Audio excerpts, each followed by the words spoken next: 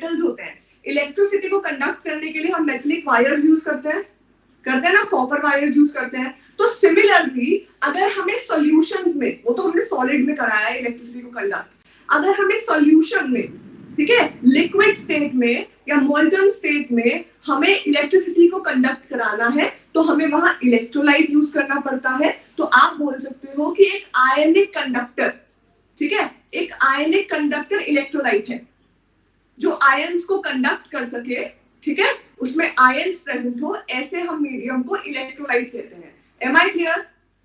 समझ में आया इलेक्ट्रोलाइट क्या होता है सबको?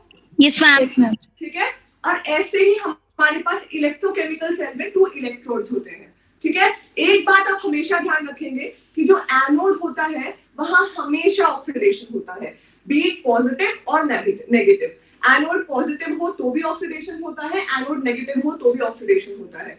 तो आईयूपीएससी के मतलब उनके कन्वेंशंस के हिसाब से आप ये मान लीजिए कि एनोड पे आपको हमेशा ऑक्सीडेशन वाली रिएक्शन देखने को मिलेगी। अब गैल्वेनिक सेल में लिख लो सब लोग, ठीक है,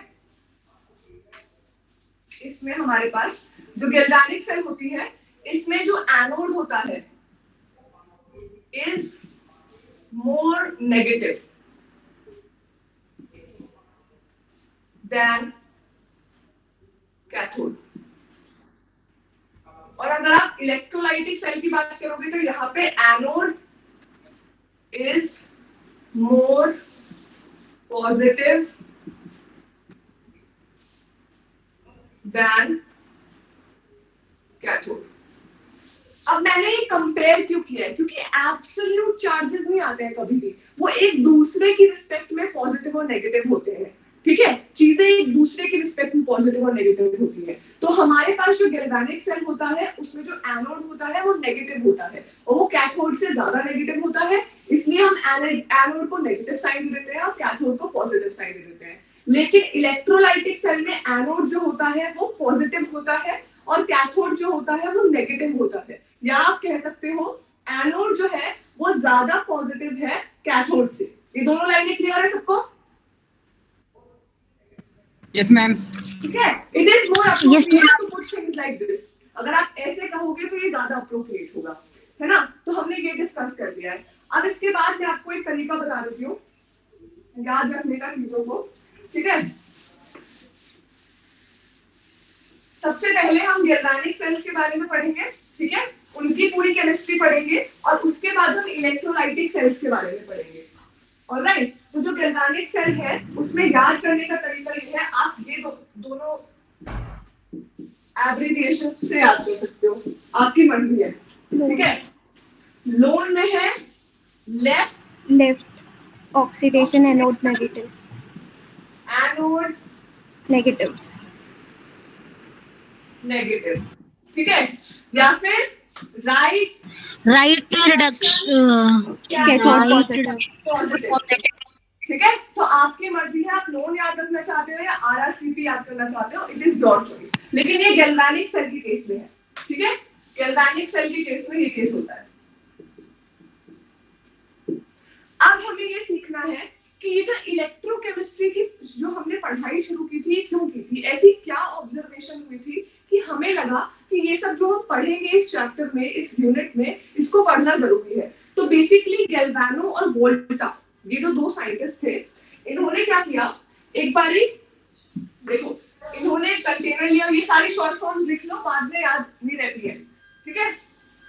उन्होंने एक कंटेनर लिया, इसमें एक जिंक रॉड डाल दी, ठीक है, और ये जिंक से बनी है, और इसमें सॉल्यूशन लिया CuSO4 सॉल्यूशन, ठीक है।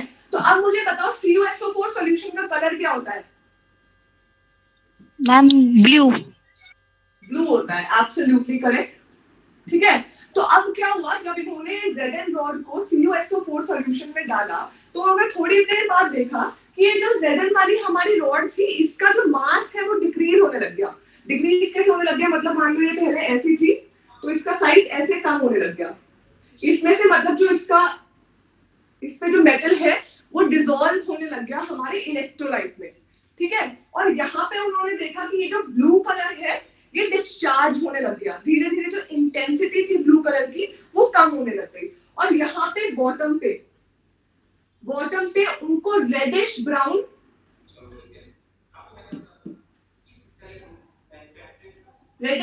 अक्यूमुलेशन मिलने लग गया, मतलब यहाँ पे रेडिश ब्राउन कलर का कुछ इकट्ठा होने लग गया। तो उन्होंने थोड़ा सोचा इस बारे में, तो फिर उन्होंने सोचा कि ऐसा हो रहा होगा कि हमारे पास जो ये जिंक रॉड है, जब वो इस इलेक्ट्रोलाइट की प्रेजेंस में आती है तो जिंक जो है वो ऑक्सीडाइज होना शुरू हो जाता है। तभी जो जिंक रॉड में मेटल था वो धीरे धीरे ऑक्सीडाइज होके सॉल्यूशन में मिलने लग जाता है, डिसॉल्व होने लग जाता है। ठीक है, तो क्या हो रहा है, उन्होंने कहा भाई ऐसा हो रहा होगा कि ये जो मेरा Zn सॉलिड है ये Zn2+ में बदल रहा है और 2 इलेक्ट्रॉन रिलीज कर रहा है और ये सॉल्यूशन में चला जा रहा है। ठीक है, और क्या हो रहा होगा? हाँ जी मैम आपका वो मार्कर मैम लाइट है मैम, थोड़ा थोड़ा दिख रहा है बस। थोड़ा थोड़ा दिख रहा है No, ma'am, it's clear. बेटा, इधर भी क्लियर दिखाई दे रहा है। एक बार आप अपना इंटरनेट चेक कर लो। मैम क्लियर है बट कभी कभी ब्लर होता है। ठीक है, आप एक बार थोड़ा मैं चेक कर लूंगी एक बार, है ना, ज्यादा प्रॉब्लम हो तो बताना। तो फिर क्या है कि हमारे पास यहाँ पे रेडिश ब्राउन अक्यूमुलेशन होने लग गया। तो फिर उन्होंने कहा कि ऐसा हो रहा होगा कि ये जो कॉपर है, ठीक है, ये कॉपर जो है ये यहाँ पे सॉल्यूशन में पहले प्रेजेंट था, अब ये सॉल्यूशन से निकल के, अब सॉल्यूशन में कैसे प्रेजेंट था, ये कॉपर 2+ की फॉर्म में, दूसरा मार्कर ले लो, कॉपर 2+ की फॉर्म में ये सॉल्यूशन में प्रेजेंट था। ठीक है, सॉल्यूशन में, और क्या हुआ, इसने जो उसने 2 इलेक्ट्रॉन रिलीज करे होंगे उनको एक्सेप्ट किया और ये कॉपर सॉलिड में बदल गया। जो हमें यहाँ पे एक्यूमुलेशन मिल रहा है ये कॉपर सॉलिड का है। ठीक है, तो उन्होंने ये नोटिस किया। तो अब बहुत देर बाद फिर उन्होंने सोचा कि अच्छा हम देखते हैं कि ऐसा होने पे, क्योंकि यहाँ पे इलेक्ट्रॉन्स एक जगह से निकल के दूसरी जगह फ्लो कर रहे हैं, तो देखते हैं यहाँ पे इलेक्ट्रिक करंट देखने को मिलेगा क्या। तो उन्होंने क्या किया कि अब की बार थोड़ा सा यहाँ पे डिफरेंस लाने की कोशिश की। ये सब नोटिस करने के बाद उन्होंने, अब देखो क्या होता है, जब आप कोई चीज नोटिस करते हो तो आप उस पर बहुत सारी ऑब्जर्वेशन करने के लिए डिफरेंट चेंजेस करके आप ऑब्जर्वेशन करते हो। तो उन्होंने क्या किया कि यहाँ पे 2 सेल्स ले ली, ठीक है, और यहाँ पे तो उन्होंने डाल दिया जिंक रॉड, ये जिंक की रॉड है, ठीक है, और इसको ऐसे ऐसे फिर यहाँ पे कनेक्ट कर दिया और ये कॉपर की रॉड है, और यहाँ पे ZnSO4. यस SO4 का सॉल्यूशन प्रेजेंट है, और यहाँ पे CuSO4. है एज इलेक्ट्रोलाइट, है ना। तो अब उन्होंने देखा, जैसे ही उन्होंने पूरा सर्किट कंप्लीट किया, ठीक है, उन्होंने यहाँ पे डिफ्लेक्शन देखा। डिफ्लेक्शन देखने का मतलब है कि यहाँ पे इलेक्ट्रिक करंट प्रोड्यूस हुआ, इन वायर्स में इलेक्ट्रिक करंट जनरेट होके फ्लो हुआ। ठीक है, तो फ्लो हो गया। अब एक बात बताओ मुझे, क्या यहाँ पे अगर इलेक्ट्रिक करंट बनने लग गया और फ्लो होने लग गया तो वो हमेशा फ्लो होता रहेगा क्या? मैम सॉल्ट ब्रिज लगवाना पड़ेगा पहले। सॉल्ट ब्रिज लगाना पड़ेगा, ठीक है। सॉल्ट ब्रिज के बारे में आप क्या जानते हैं, क्या होता है सॉल्ट ब्रिज? मैम सर्किट को कंप्लीट करने के लिए बनाता है न्यूट्रल। यस मैम, कंप्लीट करता है और बैलेंस करता है, मेंटेन करता है ब्रेकडाउन, इलेक्ट्रिसिटी ब्रेकडाउन को। ओके ओके, तो बेसिकली क्या कोई मुझे बता सकता है कि यहाँ पे ऐसा क्या हो रहा है कि ये हमें यहाँ पे सॉल्ट ब्रिज लगाना पड़ेगा वरना करंट का फ्लो रुक जाएगा? कैन एनीवन टेल मी कि ऐसा मैम क्या होता है यहाँ पे? मैम बिकॉज आउटर सर्किट तो इलेक्ट्रॉन्स के फ्लो से कंप्लीट है, लेकिन इनर सर्किट इनकम्प्लीट है क्योंकि आपस में कनेक्टेड नहीं है। आपस में इसलिए मैम आयंस का फ्लो मैम आयंस का फ्लो भी तो होना चाहिए ना अंदर से इंटरनल सर्किट में, तो उसको मेंटेन करने के लिए। ओके, तो आप ये कहना चाह रहे हो कि अगर मैं यहाँ पे सॉल्ट ब्रिज लगा दूंगी तो ये जो Zn+ वाले आयंस यहाँ पे होंगे यहाँ जाने लग जाएंगे और कॉपर +2 आयंस यहाँ आने लग जाएंगे, ऐसा होगा? नो मैम, ऐसा तो नहीं होगा। तो फिर आयंस का कैसे आप फ्लो करा रहे हो? मैम इसमें +2 आयंस बहुत ज्यादा हो जाएंगे, जब Zn ऑक्सीडाइज होगा तो उसको न्यूट्रलाइज करने के लिए जो KCl होता है ना, उसमें से क्लोरीन के नेगेटिव चार्जेस होते हैं, वो न्यूट्रलाइज करने के लिए सॉल्ट ब्रिज का यूज करते हैं।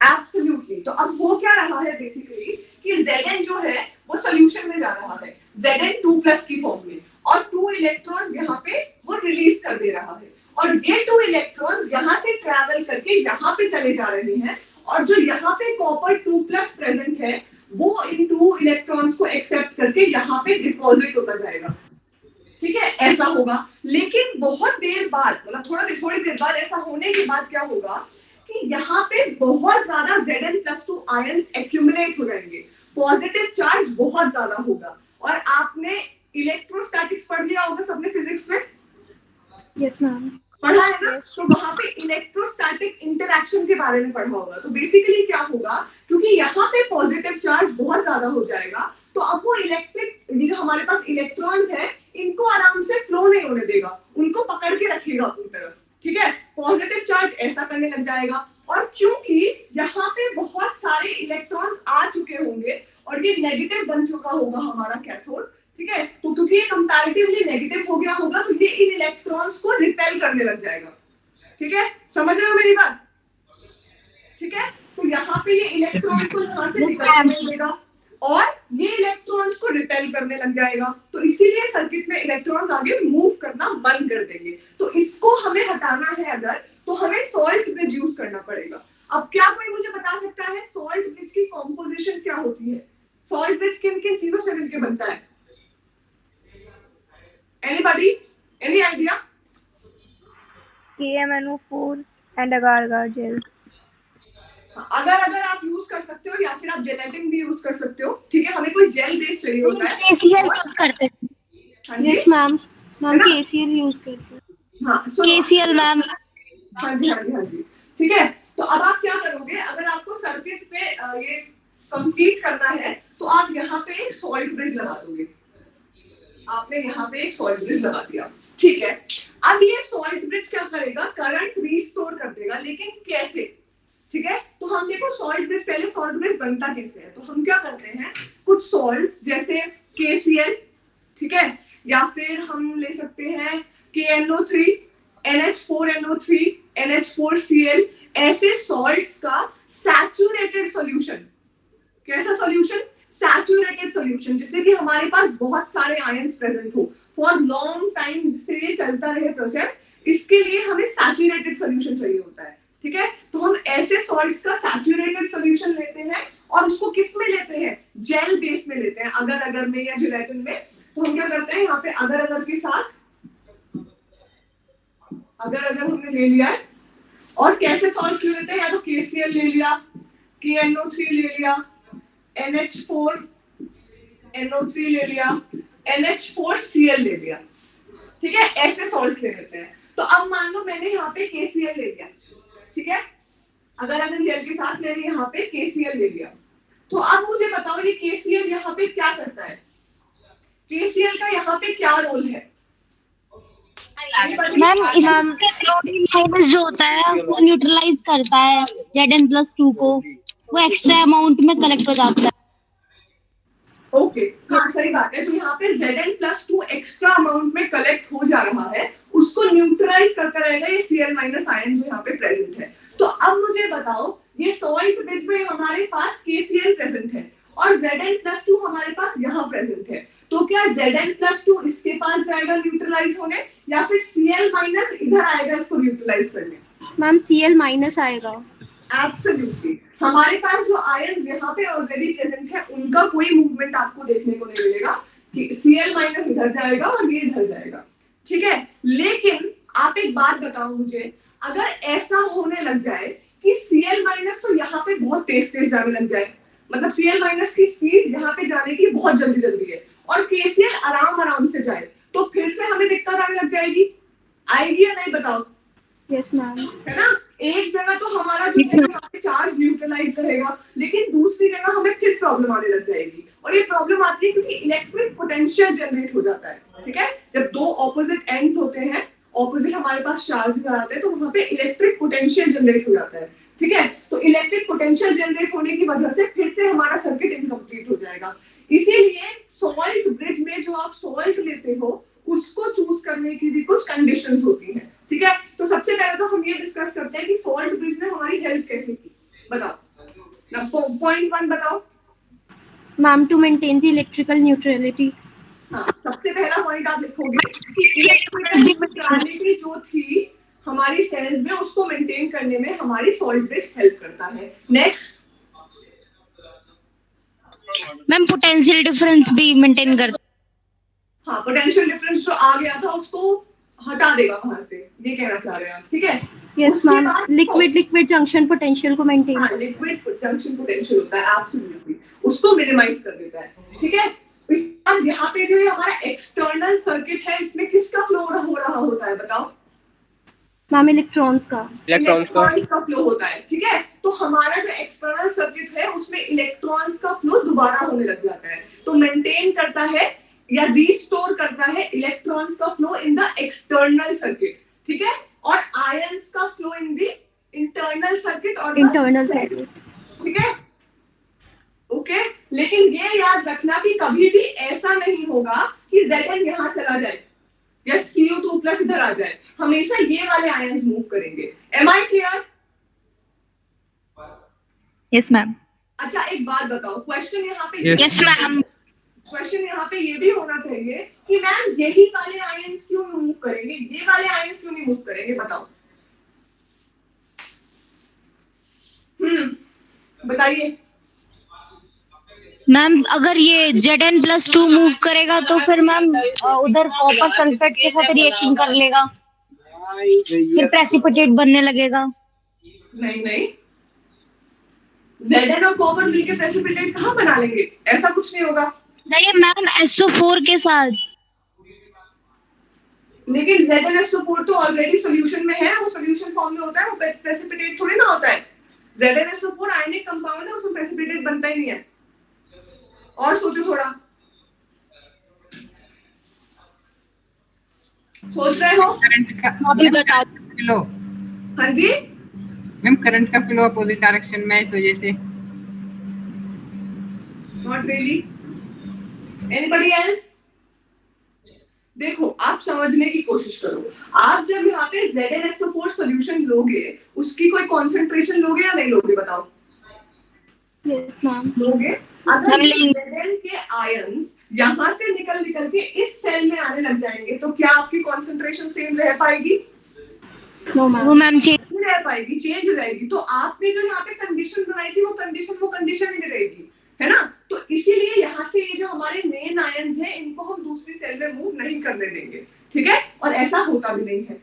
Okay okay ma'am. ठीक है, ऐसे क्वेश्चन समझा करो। अच्छा अब हम देखो एक चीज आप समझो कि एक तो मुझे बताओ कि स्टैंडर्ड इलेक्ट्रोड पोटेंशियल होता क्या है। जब पोटेंशियल, मुझे आपको पता है क्या होता है पोटेंशियल, पता है आप सबको क्या होता है पोटेंशियल? फिजिक्स की डेफिनेशन है पोटेंशियल डिफरेंस। पोटेंशियल कैसे डिफाइन करते हो, उसको पढ़ा होगा आपने इलेक्ट्रोस्टैटिक्स में। मैम वर्क को किसी भी चार्ज को किसी प्लेस से किसी प्लेस में लाने में जो वर्क डन करता है उसे पोटेंशियल कहते हैं। हाँ मतलब वो पोटेंशियल डिफरेंस हो गया उन दो पॉइंट्स का, अगर एक पॉइंट से दूसरे पॉइंट की बात कर रहे हो आप, ठीक है। तो ऐसे ही अब आप बताओ स्टैंडर्ड इलेक्ट्रोड पोटेंशियल क्या होता होगा? मैम जिसका 0 वोल्ट होता है potential difference 25 degree Celsius and 1 molar solution पर। एब्सोल्युटली, स्टैंडर्ड लग गया ना। जब भी स्टैंडर्ड बोला जाएगा इसका मतलब स्टैंडर्ड कंडीशंस ले ली है। तो जो इलेक्ट्रोड पोटेंशियल हमें 1 मोलर कंसंट्रेशन पे मिले, टेम्परेचर क्या होता है स्टैंडर्ड बताओ? 298 मैम। तो 25 degree 25 degree 25 Celsius. Degree Celsius. 25 degree Celsius. ऐसे स्टैंडर्ड हमारे पास प्रेशर हो तो उस टाइम पे जो हमारा इलेक्ट्रोड पोटेंशियल आएगा उसको हम स्टैंडर्ड इलेक्ट्रोड पोटेंशियल कहेंगे। तो हमारा ये होता है कि रिडक्शन पोटेंशियल और ऑक्सीडेशन पोटेंशियल बोलते हैं ना। स्टैंडर्ड रिडक्शन पोटेंशियल इस इलेक्ट्रोड का ये है, स्टैंडर्ड ऑक्सीडेशन पोटेंशियल इस इलेक्ट्रोड का ये है। तो इस चीज को कैसे डिफाइन करोगे आप? Electrode potential, reduction electrode potential और ऑक्सीडेशन इलेक्ट्रोड पोटेंशियल, इसको कैसे डिफाइन करोगे बताओ? आई एम नॉट विजिबल, यहाँ विजिबल हूँ मैं। आई थिंक आपके थोड़े नेटवर्क में इशू है। Anybody else? बता दो प्लीज। मैम जिसका ऑक्सीडेशन होगा वो रिडक्शन पोटेंशियल शो करेगा और जिसका रिडक्शन होगा वो ऑक्सीडेशन पोटेंशियल शो करेगा। अच्छा तो अगर मुझे बोल दिया जाए कि एक मुझे सेल दे दिया कोई भी, ठीक है, इनमें से कोई भी हाफ सेल दे दिया, या तो एनोड दे दिया या कैथोड दे दिया, ठीक है, और मुझे बोला जाए कि बताओ ये जो मैंने आपको अननोन दिया है इसका मुझे इलेक्ट्रोड पोटेंशियल कैलकुलेट करके दो, तो मैं कैसे करूंगी, कैसे निकालूंगी मैं उसका स्टैंडर्ड क्या रिडक्शन पोटेंशियल या फिर standard oxidation potential? Any idea? Ma'am cathode minus anode. Yes, ma'am. Standard reduction potential of anode, cathode minus standard reduction potential of anode. अच्छा, और अगर मुझे एनोड का रिडक्शन पोटेंशियल दिया नहीं है, अब आपने देखो, आपने जो ये डेफिनेशन बोली है इसका मतलब है कि अगर मुझे कैथोड का नहीं पता तो मुझे सेल का भी पोटेंशियल पता होना चाहिए और मुझे एनोड का भी पोटेंशियल पता होना मैम चाहिए। नॉन से निकल सकते हैं नेक्स्ट इक्वेशन। नहीं, देखो हम कैलकुलेशन कैसे करते हैं उसके लिए मुझे बहुत सारे फैक्टर्स चाहिए। मैं आपको कह रही हूं, आपको कुछ नहीं दिया है, आप कैसे कैलकुलेट करोगे? तो हमारे केमिस्ट्री में जो हाइड्रोजन गैस इलेक्ट्रोड होता है, जो ये हाफ सेल बनती है हमारी हाइड्रोजन गैस वाली, इसका स्टैंडर्ड रिडक्शन पोटेंशियल क्या माना जाता है? Ma'am 0 volt. मैम 0 माना जाता है, ठीक है। तो मैं क्या कर सकती हूँ, अगर मैंने हाइड्रोजन गैस इलेक्ट्रोड एनोड की जगह रख दिया, ठीक है, और यहाँ पे कोई भी मैंने कैथोड, अब मैंने क्या किया, एनोड की जगह तो क्या रख दिया, H2 गैस इलेक्ट्रोड, ठीक है, और कैथोड की जगह आप कोई भी ले आओ, कोई भी हाफ सेल ले आओ, तो उस टाइम पे स्टैंडर्ड कंडीशंस पे जो मुझे यहाँ पे वोल्ट मीटर में रीडिंग देखने को मिलेगी ना, वो मेरा स्टैंडर्ड रिडक्शन पोटेंशियल होगा उस कैथोड का, ठीक है। और अगर मुझसे बोल दिया जाए स्टैंडर्ड ऑक्सीडेशन पोटेंशियल बताओ क्या होगा, तो मैं बस ये H2 गैस इलेक्ट्रोड को कैथोड के पास ले जाऊंगी और एनोड की जगह उसका जो एनोड मैं यहाँ पे लगाऊंगी मुझे उसका इलेक्ट्रोड पोटेंशियल मिल जाएगा, लेकिन वो जो इलेक्ट्रोड पोटेंशियल होगा वो ऑक्सीडेशन वाला इलेक्ट्रोड पोटेंशियल होगा, क्योंकि एनोड पे ऑक्सीडेशन हो रहा है और कैथोड पे रिडक्शन हो रहा है, ठीक है। ऐसे कैलकुलेट होती है चीजें, तो इसीलिए उन्होंने H2 को स्टैंडर्ड 0 माना, वरना अगर वो H2 गैस इलेक्ट्रोड को 0 ना मानते तो वो बाकी जो हमारे स्टैंडर्ड रिडक्शन पोटेंशियल है या ऑक्सीडेशन पोटेंशियल है उनको कैलकुलेट ना कर पाते। समझ रहे हो? समझ आई मेरी बात सबको? Yes ma'am. है ना, वो कैलकुलेट Yes, कर ma'am. पाते। तो अब आप एक इलेक्ट्रोड का यूज करके, एक स्टैंडर्ड इलेक्ट्रोड का यूज करके, जिसका उन्होंने बाय कन्वेंशन 0 मान लिया है इलेक्ट्रोड पोटेंशियल, तो आप उसको यूज करके किसी भी कैथोडिक सेल या किसी भी एनोडिक हाफ सेल का इलेक्ट्रोड पोटेंशियल निकाल सकते हो, ठीक है। अब यहाँ पे हमारे एक जो सॉलिड ब्रिज के बारे में हमें चीजें डिस्कस करनी थी, हम वो डिस्कस कर लेते हैं। तो देखो यहाँ पे ये तो लिख लिया कि सॉलिड ब्रिज हमें कैसे हेल्प करता है, वो सारे पॉइंट्स लिख लिए, उसमें आप एक तो लिखना कि इलेक्ट्रिक न्यूट्रलिटी मेंटेन करता है सर्किट में, एक्सटर्नल सर्किट में इलेक्ट्रॉन्स का flow. Ma'am chat session check कर लो। हाँ जी, मैम चैट सेशन चेक कर। मैं एक बार चेक कर लेती हूँ मैम, प्लीज स्लो। अच्छा अच्छा अच्छा अच्छा, okay okay okay, no problem. क्या समझ में नहीं आया मुस्कान, बता दो आप मुझे, मतलब बीच में ओके बोल दिया करो। Is there any specific thing जो आप समझना चाहते हो? मुस्कान मैम कैथोड और एनोड मैम समझ में नहीं आया कि हम किधर से किधर ट्रांसफर करना होता है। देखो देखो देखो देखो, हमेशा आप लेफ्ट पे तो एनोड बनाओगे, ठीक है, और राइट पे कैथोड बनाओगे। तो फॉर एग्जांपल अगर आपने इधर एनोडिक सेल बना ली और इधर कैथोडिक हाफ सेल बना ली, ठीक है, सॉलिड ब्रिज से इसको कनेक्ट कर दिया, बाहर हमने एक एक्सटर्नल सर्किट लगा दिया, और ये दो मेरे पास रॉड है, तो ये जो रॉड है ये इलेक्ट्रोड्स होते हैं। तो यहाँ पे एनोडिक हाफ सेल में होगा वो एनोड होगा, और जो कैथोडिक हाफ सेल में होगा वो कैथोड होगा, ठीक है। तो अब बेसिकली क्या होता है, जो एनोड होता है उस पे ऑक्सीडेशन होता है उसका। तो ऑक्सीडेशन कब होता है? जब पॉजिटिव जो ऑक्सीडेशन स्टेट होती है वो मोल पॉजिटिव होती रहती है। तो जैसे अगर Zn जिंक 2+ में जा रहा है तो ये ऑक्सीडेशन है या रिडक्शन मुस्कान? इलेक्ट्रॉन का लॉस जो होता है वो ऑक्सीडेशन होता है या रिडक्शन? मैम ऑक्सीडेशन होता है, ठीक है।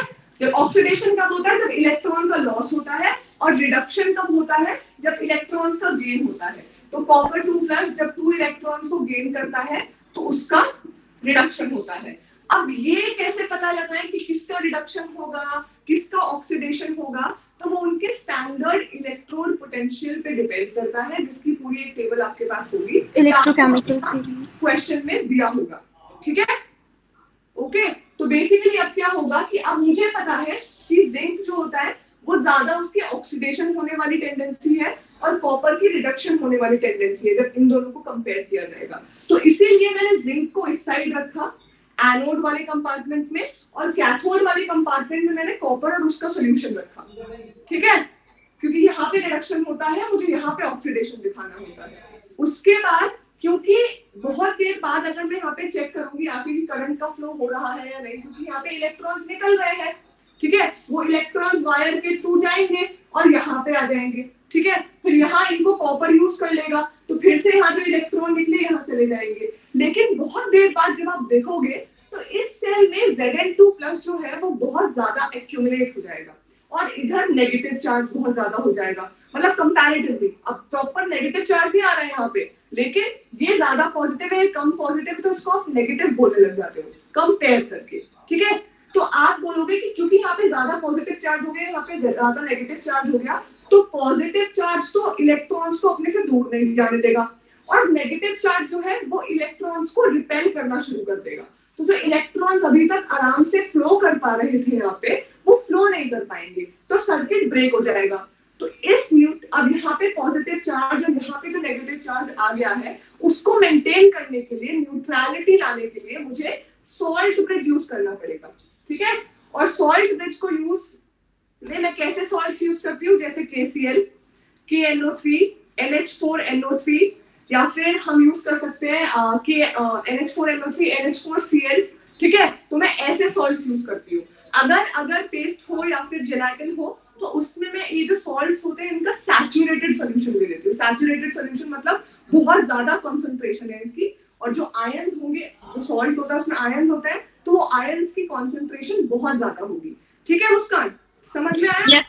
Yes ma'am. इसको इंट्रोड्यूस करने से क्या होगा कि ऑपोजिटली चार्ज जो आयंस होंगे यहाँ पे सॉल्ट ब्रिज में, वो यहाँ वाले पॉजिटिव चार्ज को तो नेगेटिव वाला जो आयन होगा वो न्यूट्रलाइज कर देगा, और यहाँ जो नेगेटिव चार्ज आ रहा होगा उसको पॉजिटिव वाला आयन न्यूट्रलाइज कर देगा। ठीक है, ये आयन यहाँ से यहाँ नहीं जा सकते और ये आयन यहाँ से यहाँ नहीं जा सकते, लेकिन ये जो सॉल्ट ब्रिज में आयंस होते हैं वो मूव कर सकते हैं। ठीक है, वो दूसरी सेल में जा सकते हैं और वहां पे न्यूट्रलिटी मेंटेन कर सकते हैं। तो फिर हमारा सबसे पहला पॉइंट ये आता है, आपको ऐसा मल्टीपल चॉइस क्वेश्चंस में correct choose the correct option में लिखा हुआ मिल सकता है कि सॉल्ट ब्रिज का फंक्शन क्या होता है। तो सबसे पहली बात, एक तो वो सर्किट को कंप्लीट करता है। कौन कौन से सर्किट को कंप्लीट करता है? ये जो एक्सटर्नल सर्किट है, बाहर वाला जो सर्किट है, इसमें तो इलेक्ट्रॉन्स के फ्लो को रिस्टोर करता है, मतलब इलेक्ट्रॉन ने फ्लो करना बंद कर दिया तो उसको रिस्टोर कर दिया। ठीक है, और अंदर जो आयंस का फ्लो हो रहा है तो आयंस के फ्लो को मेंटेन करता है इलेक्ट्रोलाइटिक सॉल्यूशंस में। ठीक है, थर्ड है कि ओवरऑल जो न्यूट्रलिटी है उसको मेंटेन करके रखता है, और जो यहाँ पे जंक्शन पोटेंशियल, ये जंक्शन पोटेंशियल है ना इन दोनों के बीच का जंक्शन, तो जंक्शन पोटेंशियल जो यहाँ पे आ गया था उसको रिड्यूस कर देता है चार्ज को हटा के यहाँ से। ठीक है मुस्कान? ठीक है एवरीवन, सबको क्लियर है? Yes ma'am. Yes ma'am, yes ma'am. Okay, ठीक है, ये बात हो गई। इसके बाद आप सॉल्ट ब्रिज को चूज कैसे करोगे? सॉल्ट ब्रिज को चूज करने के लिए क्या फैक्टर्स होते हैं? तो सबसे पहला तो फैक्टर है कि जो वेलोसिटी है, वेलोसिटी बोल दो या फिर मोबिलिटी बोल दो, सेम होना चाहिए। हाँ, mobility of cation should be approximately similar to that of anion।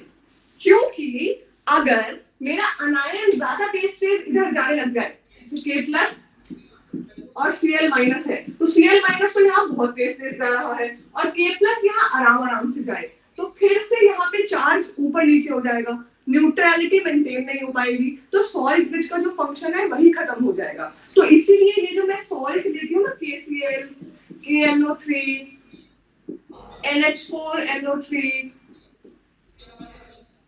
NH4Cl, ये जो सॉल्ट्स होते हैं ये इनमें जो ये अनायन है, ये कैटायन है और ये अनायन है, इनकी जो वेलोसिटी या मोबिलिटी होती है वो अप्रोक्सीमेटली सिमिलर होती है, तो आप इनको यूज कर सकते हो।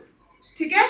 दूसरा क्या है, दूसरा इनका चार्ज भी सिमिलर होना चाहिए। ऐसा नहीं है कि आप ले लो MgCl2, MgCl2 नहीं ले सकते आप। Mg पे चार्ज क्या है 2 पॉजिटिव और Cl पे चार्ज क्या होगा नेगेटिव होता है। तो यहाँ पे तो जो चार्ज न्यूट्रलाइज करने एटम जा रहे हैं उन पे एक नेगेटिव चार्ज है, तो वो एक पॉजिटिव चार्ज को न्यूट्रलाइज कर पाएंगे। लेकिन यहाँ पे ये जो Mg2+ है, अगर वो यहाँ जाने लग जाए तो वो दो नेगेटिव चार्ज को न्यूट्रलाइज करने लग जाएगा। तो हो सकता है कि यहाँ पे स्पीड इसकी ज्यादा हो जाए और फिर से जो हमें यहाँ पे न्यूट्रलिटी मेंटेन करनी थी वो डिस्टर्ब हो जाएगी। ठीक है। तो इसीलिए हम ऐसे सॉल्ट्स नहीं यूज कर सकते, ऐसे इलेक्ट्रोलाइट्स नहीं यूज कर सकते।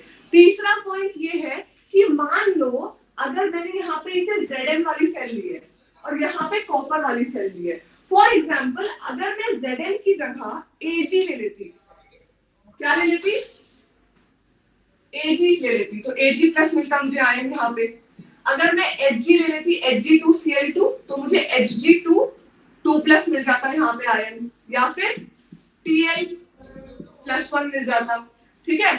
Pb+2 होता। तो मान लो मैंने ऐसा कोई सॉल्ट लिया होता यहाँ पे जो इलेक्ट्रोलाइट लिया था मैंने एनोड में, वहां पे ऐसा कोई सॉल्ट लिया होता जो या तो AgCl ले लिया, Hg2Cl2 ले लिया, TlCl ले लिया, PbCl2 ले लिया।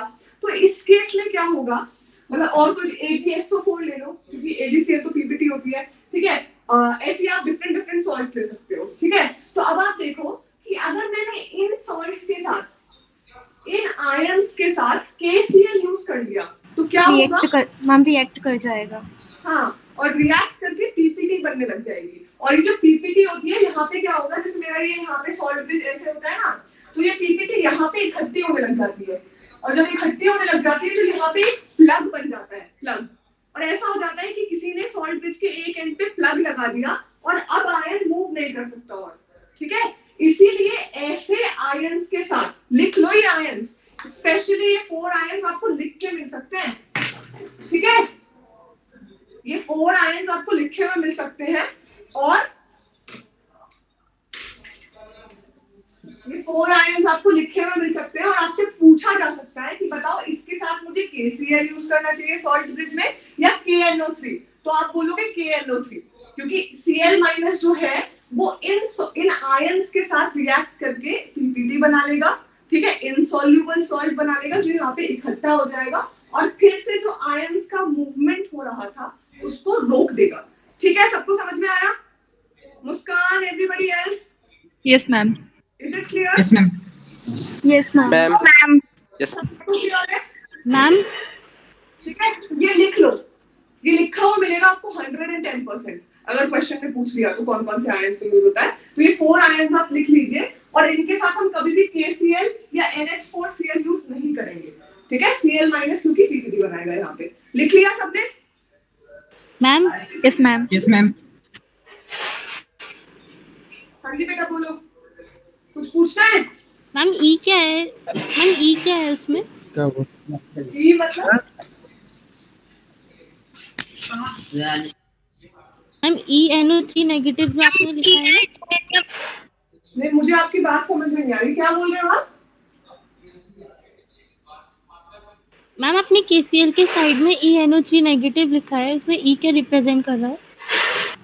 KNO3 है वो, KNO3 है। KNO3 है। ठीक है। ओके। सबने सब कुछ लिख लिया, इरेज कर दो बोर्ड में। तो आपको 3 कंडीशन देखनी होगी, वेलोसिटी या मोबिलिटी बराबर हो। ठीक है। इन पे चार्ज सिमिलर हो, चार्ज डेंसिटी जो है वो सिमिलर हो आयंस पे, और तीसरा कि ऐसे केस में आप Cl- वाले सॉल्ट को या इलेक्ट्रोलाइट को यूज नहीं कर सकते सॉल्ट ब्रिज में। ठीक है। क्लियर है?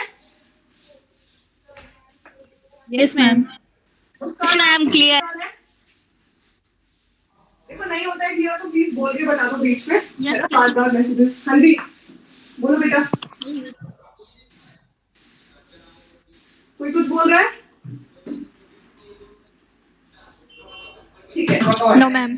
अब बेसिकली सबसे पहले हम ये पढ़ेंगे कि अगर कोई भी सेल रिएक्शन हो रही है तो उसको होने के लिए इंपॉर्टेंट कंडीशन क्या है, वो अपने आप हो जाए, स्पॉन्टेनियसली हो जाए, तो उसके लिए इंपॉर्टेंट कंडीशन क्या है। तो आप एक टेबल बना लो, अगर रिएक्शन स्पॉन्टेनियस है या नॉन स्पॉन्टेनियस है, या मान लो इक्विलिब्रियम आ गया है, तो उस केस में delta G Gibbs free energy, ठीक है, जो दिखने आता है गिब्स फ्री एनर्जी में, ये वो होता है जी, ठीक है। और ई सेल वो क्या होगा, तो अगर किसी रिएक्शन को स्पॉन्टेनियस होना है तो डेल्टा जी नेगेटिव होना चाहिए, नेगेटिव, ठीक है। ई सेल पॉजिटिव होना। अब देखो दो चीजें हैं, एक है डेल्टा जी और एक डेल्टा जी नॉट, ठीक है। तो ये तो नॉर्मल कंडीशंस में है, ये स्टैंडर्ड कंडीशन, स्टैंडर्ड। तो मैंने इसको जीरो नहीं बोला है, साफ साफ देखना, पता चले इसको भी जीरो बनाने लग जाओ या इसको भी नेगेटिव या पॉजिटिव करने लग जाओ, मैं इसकी बात कर रही हूँ। और यहाँ पे मैं ई नॉट सेल की ना बात करके ई सेल की बात कर रही हूँ, ठीक है। अगर नॉन स्पॉन्टेनियस होना है रिएक्शन को तो इसको ये पॉजिटिव होगा और ये नेगेटिव होगा, ठीक है। और इक्विलिब्रियम कंडीशन, इक्विलिब्रियम कंडीशन कब बनती है बताओ? इक्विलिब्रियम कंडीशन सुनी है किसी ने? इक्विलिब्रियम कब आता है रिएक्शन में? मैम जब उसकी ई सेल जीरो हो जाती है। हाँ वो होता है, लेकिन मतलब आप इक्विलिब्रियम कब लोगे रिएक्शन में? इक्विलिब्रियम आ गया है मैम, ना तो रिएक्टेंट से प्रोडक्ट में कन्वर्ट होती है चीजें और ना ही मतलब इलेक्ट्रॉन्स का फ्लो ही नहीं होगा। रिएक्शन का रेट होता है और जो बैकवर्ड रिएक्शन का रेट होता है वो एक पॉइंट के बाद कांस्टेंट हो जाए, इक्वल नहीं। मैं ऐसा नहीं कह रही कि जितना रिएक्टेंट बन रहा है उतना ही प्रोडक्ट बनने लग जाए या जितना प्रोडक्ट बन रहा है उतना रिएक्टेंट बनने लग जाए, नहीं। मैं कह रही हूँ कि जो रिएक्टेंट बनने, जो प्रोडक्ट बनने की स्पीड है वो कांस्टेंट हो जाए और जो रिएक्टेंट वापस बनने की स्पीड है वो कांस्टेंट हो जाए और ये कांस्टेंट ऐसे चलने लग जाए, तो इस स्टेट को आप कहते हो इक्विलिब्रियम, ठीक है। क्या कहते हैं हम इसको? इक्विलिब्रियम। मैम किसको? इस स्टेट को जिसमें ऐसा होता है कि आपकी जो फॉरवर्ड रिएक्शन होती है, फॉरवर्ड रिएक्शन मतलब रिएक्टेंट से मान लो प्रोडक्ट बन रहा है, तो रिएक्टेंट से प्रोडक्ट जो बन रहा है उसको आप कहोगे फॉरवर्ड रिएक्शन। फिर मान लो जो हमारे प्रोडक्ट बन रहे हैं वो फिर से साथ में मिलके रिएक्टेंट बनाने लग जाए, है ना। तो अगर वो फिर से साथ में मिलके रिएक्टेंट बनाने लग गए हैं या फिर से टूट के रिएक्टेंट बनाने लग गया है तो इस रिएक्शन को आप कहोगे बैकवर्ड रिएक्शन। तो जो फॉरवर्ड रिएक्शन का रेट है, मतलब जिस रेट पे ये इसको बना रहा था, वो बैकवर्ड रिएक्शन का रेट जो है वो दोनों ही कांस्टेंट हो जाए, अब उनमें कोई चेंज ना आए, मतलब प्रोडक्ट बन रहा है, रिएक्टेंट भी बन रहा है एक ही कांस्टेंट स्पीड से, एक ही कांस्टेंट रेट से, ठीक है। तो उस टाइम हमारा इक्विलिब्रियम सेट हो जाता है। इक्विलिब्रियम सेट होने का ये बिल्कुल मतलब नहीं होता है कि रिएक्टेंट और प्रोडक्ट बराबर हो गया है, क्योंकि इसके बाद मैं आपको केमिकल इक्विलिब्रियम पढ़ाऊंगी तो मैं पहले क्लियर कर देती हूँ आपको, ठीक है। बस जो प्रोडक्ट बनने का रेट है और रिएक्टेंट बनने का, वापस रिएक्टेंट बनने का रेट है वो कांस्टेंट हो जाता है, ठीक है। Am I clear? Yes ma'am. Reaction में जब ऐसी सिचुएशन आ जाए तो हमारा डेल्टा जी जीरो होता है और ई सेल भी जीरो होता है, ठीक है। ये टेबल बना लो सब लोग, जरूरत पड़ेगी आगे। अब डेल्टा जी रिप्रेजेंट क्या करता है हम ये सीखेंगे, ठीक है। लिख लिया सबने ये? Everybody? Yes ma'am. Yes ma'am. ठीक है।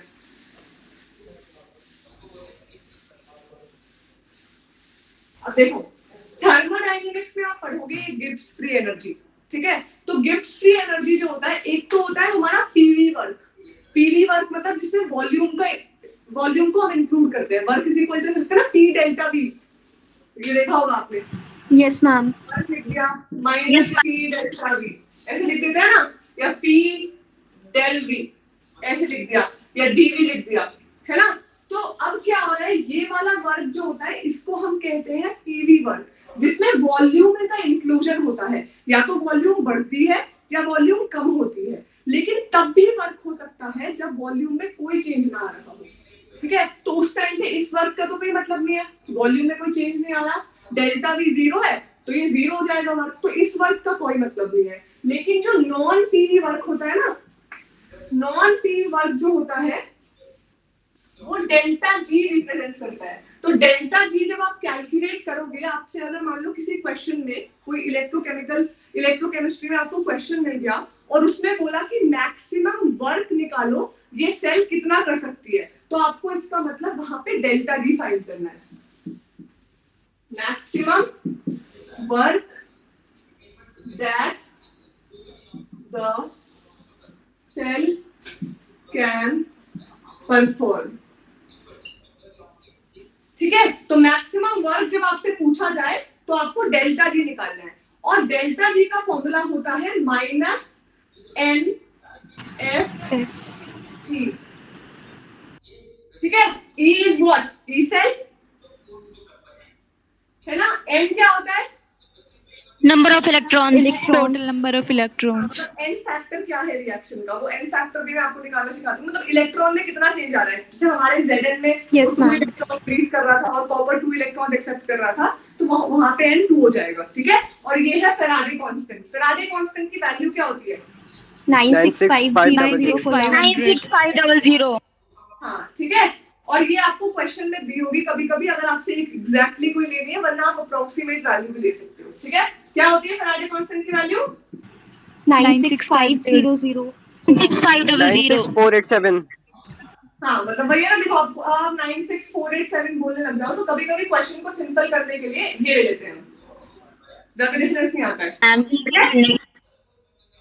ठीक है। तो ये होता है। तो अगर आपसे किसी क्वेश्चन, मैं आपको क्वेश्चन कराऊंगी मैक्सिमम वर्क निकालने वाला, तो आप ये वाला फॉर्मूला यूज करना।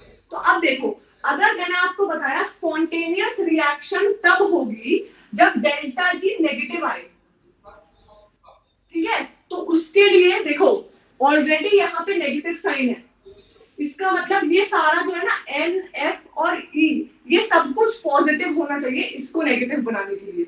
अगर देखो एन तो कभी भी नेगेटिव हो ही नहीं सकता, नंबर ऑफ इलेक्ट्रॉन कभी नेगेटिव थोड़ी ना आ सकते हैं, ठीक है। तो एन तो कभी नेगेटिव नहीं होगा। फैराडे कांस्टेंट आपके सामने है, ये कभी नेगेटिव होता ही नहीं है। तो बस ई सेल है जो नेगेटिव भी हो सकता है और पॉजिटिव भी हो सकता है। तो अगर ये नेगेटिव हो गया तो नेगेटिव नेगेटिव रिएक्ट करके पॉजिटिव कर देंगे, तो रिएक्शन नॉन स्पॉन्टेनियस हो जाएगी।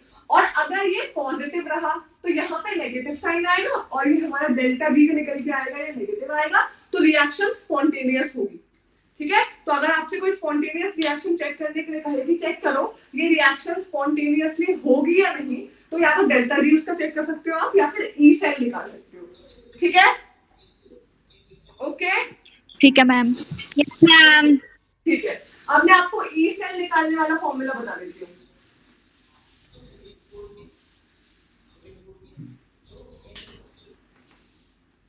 मान लो मुझे ई नॉट सेल निकालना है, तो आप क्या करोगे, E naught cathode minus anode minus E naught anode.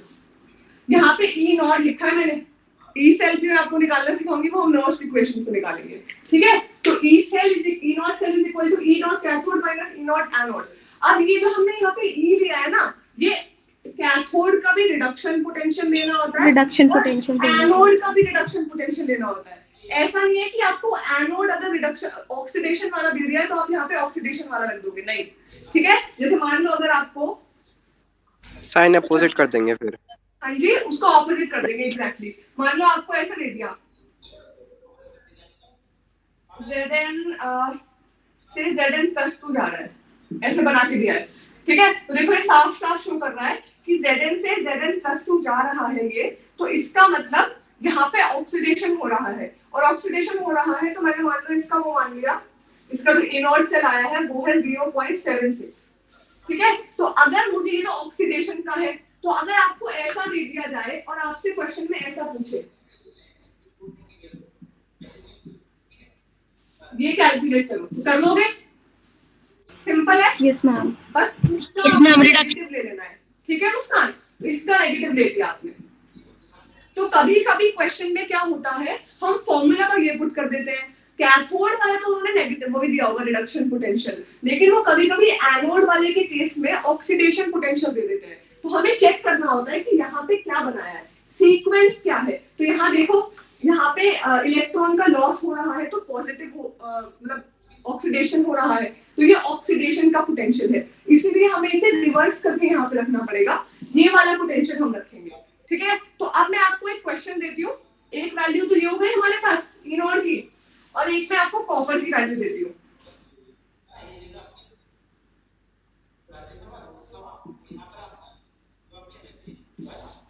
मान लो ये है +2.34 वोल्ट, है ना, ये लिखियो वोल्ट। तो अब मुझे बताओ कैलकुलेट करके ई नॉट सेल, देखो मैंने आपको ई नॉट कैथोड दे दिया, ये कैथोड है और ये एनोड का है।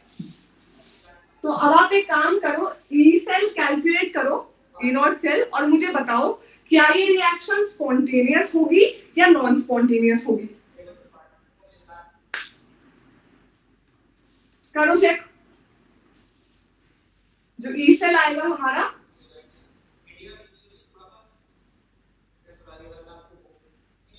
Ma'am 1.9 ma'am non spontaneous non spontaneous Yes, होगा। स्पॉन्टेनियस होगा मैम -1.1 -1.1 -1.1 कैसे आ रहा है भाई? मैम माइनस नहीं, माइनस नहीं आएगा। 0.42 आएगा।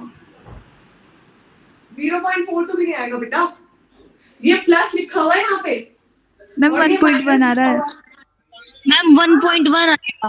सीधा आपको ई कैथोड की जगह तो ये रख देना है, क्योंकि रिडक्शन वाला ही तो दिया हुआ है, तो इसमें कोई चेंज ही नहीं करना है, तो ये आ जाएगा, यहाँ पे आ जाएगा, ये दूसरे मार्कर से लिख के दिखा देती हूँ, यहाँ पे आ जाएगा ये 0.34 वोल्ट।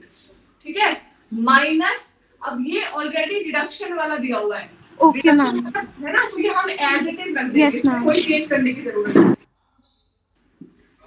अब कैलकुलेट करना जरा, क्या आएगा ये +1.10 1.1 एब्सोल्युटली +1.10। तो क्या ये स्पॉन्टेनियस रिएक्शन होगी या नॉन स्पॉन्टेनियस? हम नॉन स्पॉन्टेनियस बेटा मैम इससे spontaneous. positive आता है, Spontaneous. spontaneous होता है, डेल्टा जी नेगेटिव होना चाहिए। अभी टेबल बनाया था ना, ई सेल जो आता है हमारा वो पॉजिटिव होना चाहिए, तो ये पॉजिटिव आया है, तो ये स्पॉन्टेनियस होगा। ठीक है, यस मैम। ठीक है, अब आप मेरी बात समझो, मेरी बात ये समझो, क्या मैं इन वैल्यूज को देख के पता लगा सकती हूँ कि क्या इसमें रिडक्शन होगा या ऑक्सीडेशन होगा? बताओ, मतलब कोई स्पीशीज है मेरे पास, कोई आयन है, वो रिड्यूस होना चाहता है या ऑक्सीडाइज होना चाहता है, क्या मैं ये ई नॉट वैल्यूज देख के पता लगा सकती हूँ? आप बताओ। Yes ma'am. पता लगा सकती यस हूँ? मैम। ठीक है, कैसे पता लगा सकती हूँ ये और बताओ मुझे। मैम रिडक्शन हाइड्रोजन के ऊपर है। हाँ देखो, हाइड्रोजन के ऊपर है नीचे है, ये तो आपको चेक करने की जरूरत नहीं है, क्योंकि हाइड्रोजन का 0 है, हमें उससे कोई मतलब नहीं। मैं आपको बस एक बार बताऊंगी, देखो यहाँ पे ये क्या दिखा रहा है, रिडक्शन। ठीक है, समझो मेरी बात, कॉपर 2+, कॉपर में जा रहा है, ऑक्सीडेशन स्टेट कम हो रही है, इलेक्ट्रॉन को एक्सेप्ट कर रहा है, तो यहाँ पे रिडक्शन हो रहा है, तो इसका मतलब ये रिडक्शन पोटेंशियल है, स्टैंडर्ड रिडक्शन पोटेंशियल, और इसकी वैल्यू पॉजिटिव है या नेगेटिव? पॉजिटिव है, पॉजिटिव है, इसका मतलब यहाँ पे रिडक्शन होना पॉसिबल है, आराम से यहाँ पे ऐसे रिडक्शन हो जाएगा। लेकिन जब मैं यहाँ जाती हूँ और देखती हूँ Zn का क्या हो रहा है, यहाँ पे रिडक्शन या ऑक्सीडेशन? रिडक्शन। ऑक्सीडेशन। ऑक्सीडेशन कैसे हो रहा है बेटा? यहाँ से यहाँ जाने में Zn2+ से आप Zn जा रहे हो, ऑक्सीडेशन स्टेट 0 हो गई, तो इलेक्ट्रॉन एक्सेप्ट कर रहे होंगे ना इसमें, और जब इलेक्ट्रॉन एक्सेप्ट कर रहे होंगे तो उसको रिडक्शन ही कहते हैं। Yes ma'am. तो यहाँ पे भी रिडक्शन हुआ है, और यहाँ पे जब रिडक्शन हुआ है तो इसका जो स्टैंडर्ड रिडक्शन पोटेंशियल है वो नेगेटिव में है। लो। ठीक है, नेगेटिव में है, नेगेटिव में है, इसका मतलब ये रिड्यूस नहीं होना चाहता, ये ऑक्सीडाइज होना चाहता है। ठीक है, पॉजिटिव ही आया था, इसका मतलब ये आराम से रिड्यूस हो जाएगा। और क्योंकि यहाँ पे इसका रिड्यूस होने वाला, देखो यहाँ पे हमें दिखा रहा है कि रिड्यूस हो रहा है, लेकिन वैल्यू नेगेटिव में आ रही है, इसका मतलब ये रिड्यूस नहीं होना चाहता। आप इसको ऑक्सीडाइज करके देखो, जैसे आप इसको ऑक्सीडाइज करोगे इसकी वैल्यू आ जाएगी प्लस 0.76 वोल्ट, और प्लस आ गई, इसका मतलब यस ये ऑक्सीडाइज होना चाहता है, ये रिड्यूस होना ही नहीं चाहता। तो हम इन ई नॉट वैल्यूज को भी देख के पता लगा सकते हैं, ठीक है?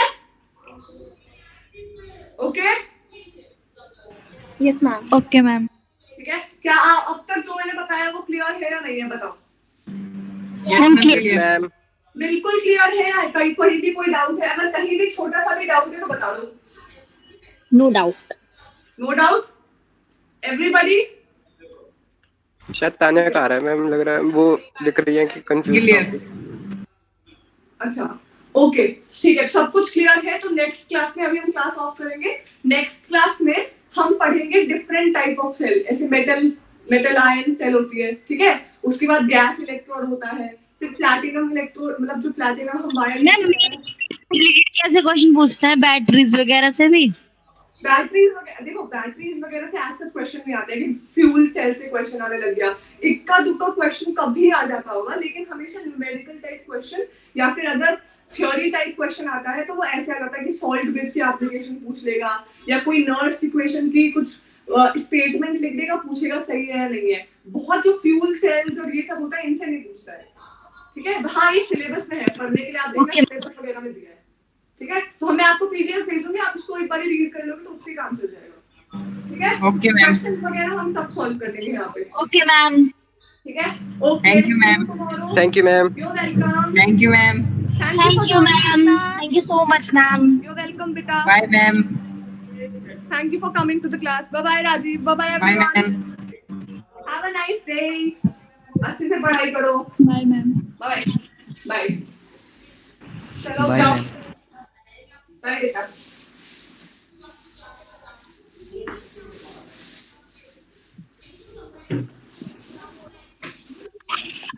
You take care too मुस्कान, और मुस्कान कोई प्रॉब्लम आए तो पूछ लेना आप, ठीक है? Thank you ma'am. और किसी को भी कोई प्रॉब्लम हो तो ओके, चलो बाय बाय।